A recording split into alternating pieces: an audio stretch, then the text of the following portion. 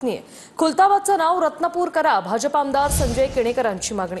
खुलताबादमध्ये सध्या औरंगजेबाची कबर आहे। भाजप आमदार संजय केणेकर यांचं मुख्यमंत्र्यांना तसं पत्र आहे। छत्रपती संभाजीनगरमधील औरंगजेबाच्या नावाची पाटी काढा अशी मागणी त्यांनी केली आहे।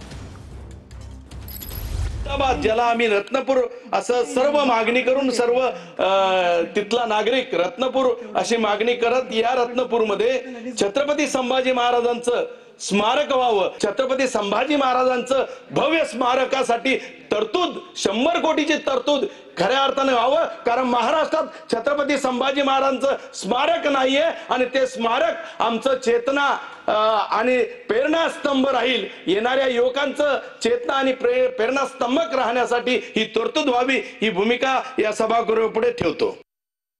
म्हणल्या जातं आक्रमकांच्या इतिहासाने ते आमच्या पौराणिक हिंदू संस्कृतीमध्ये त्याला रत्नपूर म्हणल्या जातं आणि या रत्नपूरचं नाव खुलताबादचं नाव रत्नपूर व्हावं।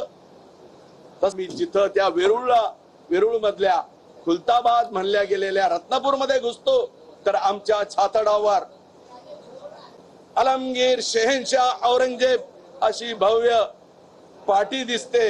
हे पाहिल्यानंतर आमच्या सारख्या मावळ्यांच्या मनात रक्त सळसळतं आणि निश्चितपणे हे आम्हाला पुसायचं आहे।